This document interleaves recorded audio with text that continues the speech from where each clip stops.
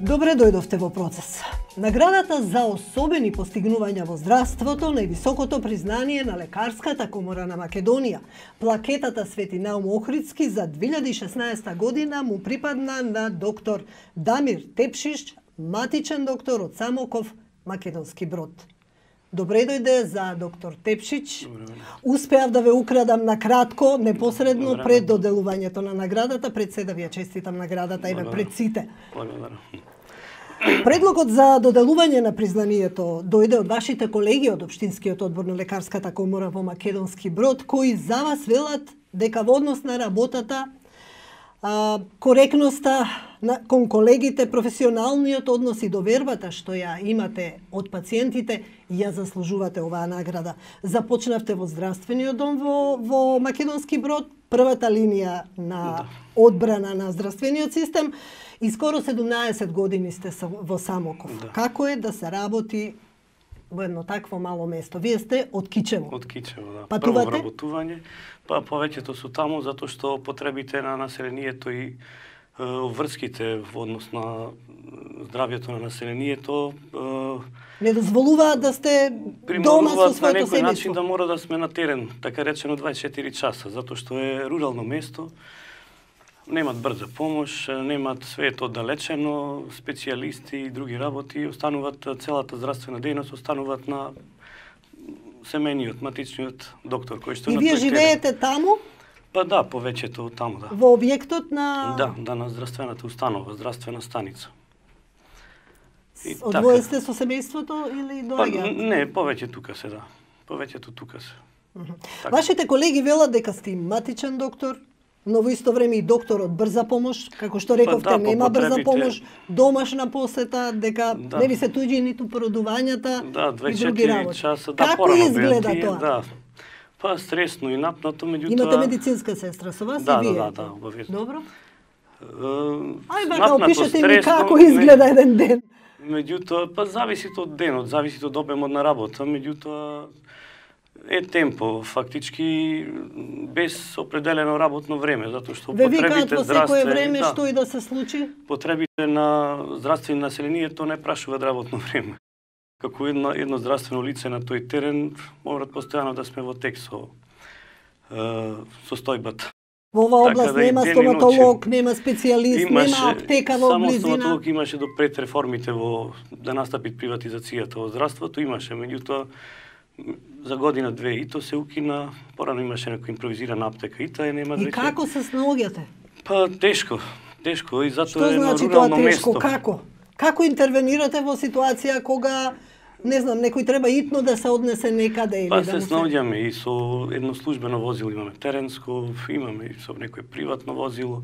Битно цел тој процес се одвива во 24 часа. И вие сте тука, На не се возраст двоите од од 0 пациентот. од новородени па до најстара возраст до 90 години, значи. Сите ги обслужувате. Па морат. Мисля едноставно таква е дејноста на тој простор. Рурално место и едноставно врските се тие. Гледај максимално да излеземе во пресред. Колку е можност на еден човек 24 Здравствената часа. станица Самоков, имам некој податок дека опфаќа 24 населени места Да. во планински, тешко пристапен терен, особено во зимски услови. 80 километри, тоа е значи од Скопје до Тоа е до простор Маврово. од 80 километри. Од Скопје до И целиот Маврово. тој простор го обслужувате вие Да, сам. сам 24 часа. 17 години. 17 година веќе на 16 февруар 2018 ќе направи. Како се справувате?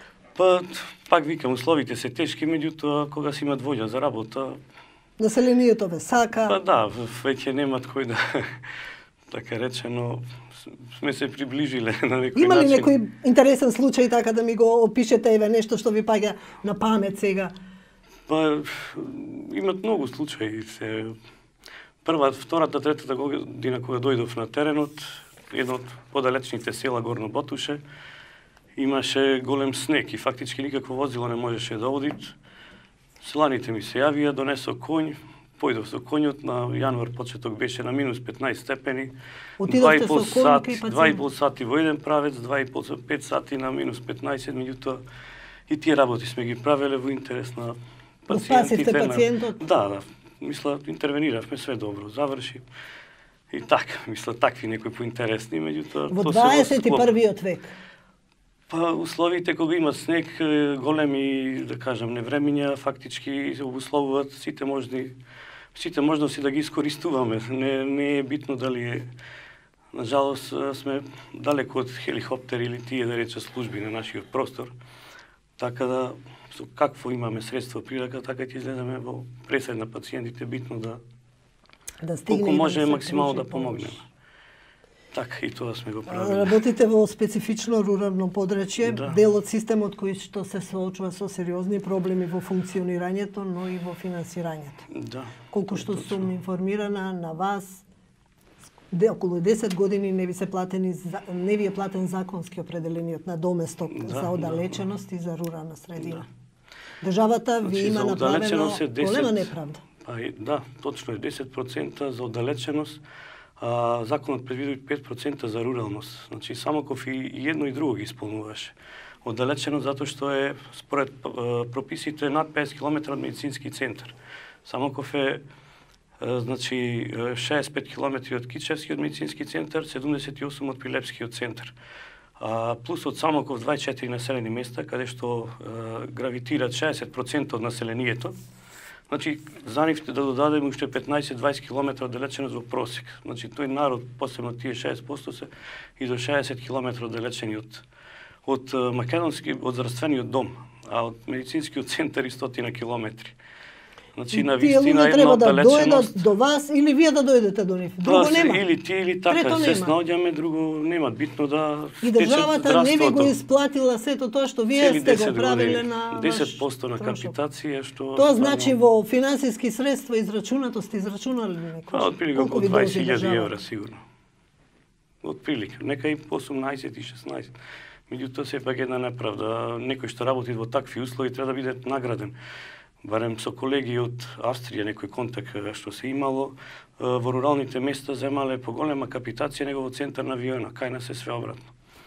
Се надеваме на правда и на дека нештата ќе се поправат. Да се надеваме. Дали во овие 10 години, колку што се случува ова, дошол некој да ве посети, да ве праша како вие, како работите, со кои проблеми се соочувате? Не, никој не дошол, едноставно.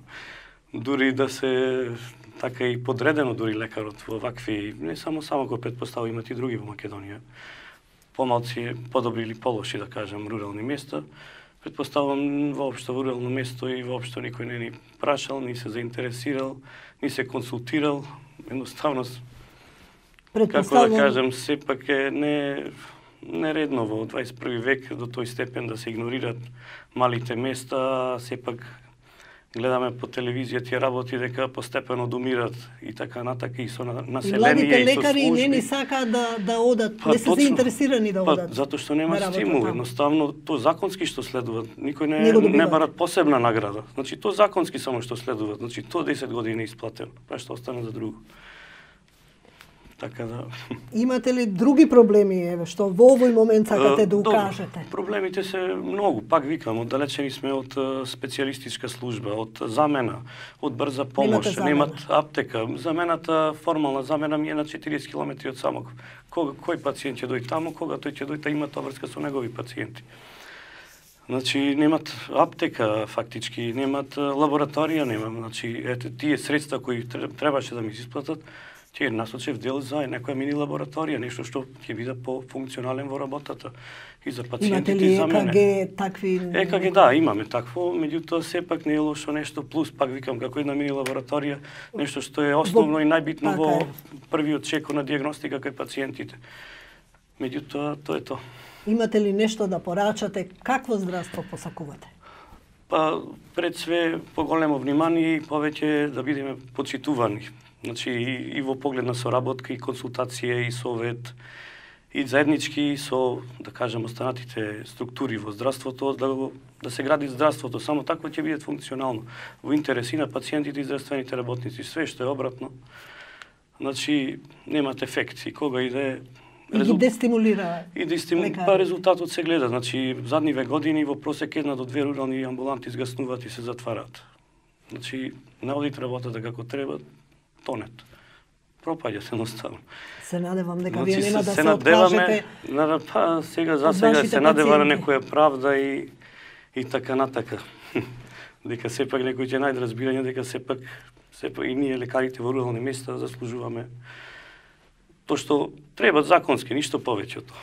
Еви, самото ова покажува дека си го заслужувате вашето место во општеството и повеќе од тоа што треба. Ви благодарам на разговорот. Беше тоа доктор Дамир Тепшич, матичен доктор од Самоков, добитник на највисокото признание на Лекарската комора на Македонија.